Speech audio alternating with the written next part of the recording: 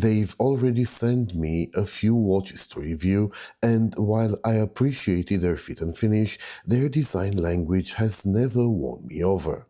Until now. This is the first Viqueria I might actually buy. This is Viqueria Prometeo.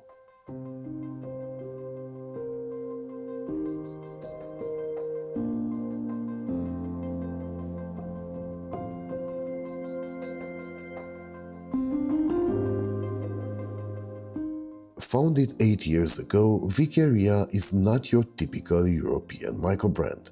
Their focus has always been affordability, often at the cost of a certain lack of refinement design-wise. But Prometeo feels like a turning point. Calling this watch an homage would be an understatement.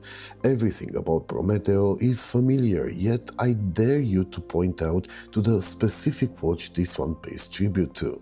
The pseudo-rivets on the bezel hint at the Royal Oak, the fake lugs nod to the modern Zenith Defy, and the generously tapered flat H-link bracelet is a staple across countless watches.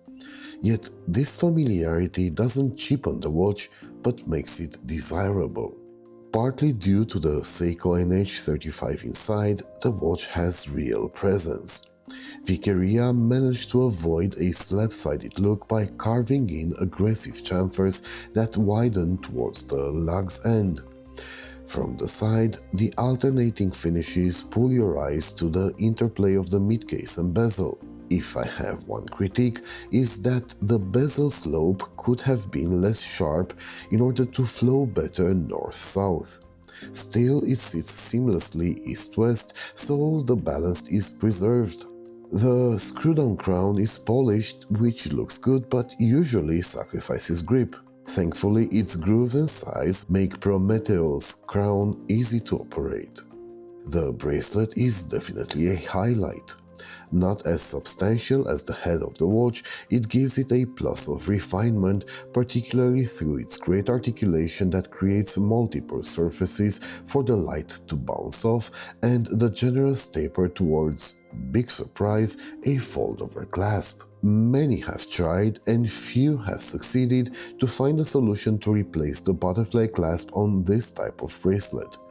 Viqueria is one of those few, as this clasp doesn't feel like an afterthought. Sure, its thin profile made fitting an on-the-fly micro-adjustment system impossible, but I'm pretty sure most watch enthusiasts will agree 5 manual positions are a welcome improvement over the 0 offered by the butterfly clasp.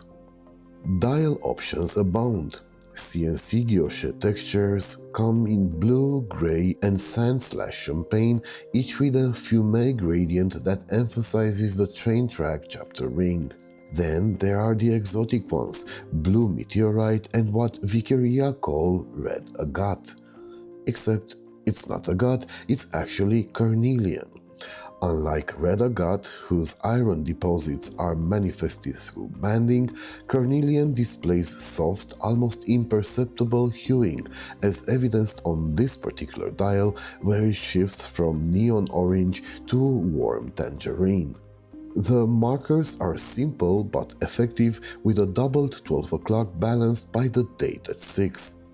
I like that Viqueria didn't try hiding the date disc with color matching. It works as a counterpoint instead.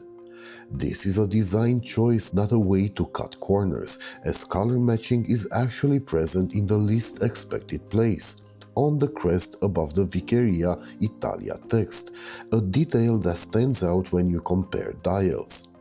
It should also be noted that on guilloche versions the branding sits on tiny apply plates. If I could change one thing, it would be the handset. A more original set would elevate the watch further, but I'm aware that would also raise costs. The dolphin hands here are still clean, functional and extremely legible. Great legibility is also ensured when turning off the lights, as the BGW9 lume shows off a well-thought-out pattern with strong visibility. Microbrands have always punched above their weight in lume, and Viqueria is no exception. Prometeo is powered by the reliable and affordable Seiko NH35. It hacks, it handwinds, and runs at a torquey 3 Hz. Personally, I would have preferred a decorated closed caseback, but Viqueria did at least sign the rotor. This is a prototype, so some scratches are to be expected, but those shouldn't hinder observing the execution of this affordable watch is impressive. The brushing and polishing are crisp, the markers and crest are perfectly applied, and the paintwork is flawless. The bracelet feels smooth, the clasp closes with satisfying precision and feedback, and the links are shaped to avoid pinching or pulling hairs. On my 19cm wrist, Prometeo wears perfectly, more like a 39 than a 40, meaning it'll suit even 6-inch wrists. And here's where I go against the crowd. I actually prefer a well-designed male end link on smaller wrists. The angle helps the bracelet drape naturally, unlike female end links that sometimes leave awkward gaps. And let's be honest, if a male end link overshoots your wrist, the watch itself is simply too big for you. A couple of millimeters won't change that. I wouldn't pair Prometeo with a tuxedo, but as a sports watch, it's definitely versatile. From the beach to smart casual, it plays the role of a solid Gada. The sapphire crystal has plenty of anti-reflective coating on the underside, keeping legibility excellent in all conditions. The more time I spent with Prometeo, the more convinced I became I should get one myself. The tough part was choosing which version. This carnelian dial is striking but a bit too bright for me, so I'm torn between the blue meteorite and the sandy guilloche. Then I look at the pre-order prices and think, why not both? This review goes live 24 hours after pre-orders open, so the first 50 of each variant may already be gone. Even so, the regular pre-order price is only €20 higher, and shipping in December is included, as is the well-known by now Canvas Travel Row. At this level of design and execution, that still makes Prometeo an outstandingly affordable package.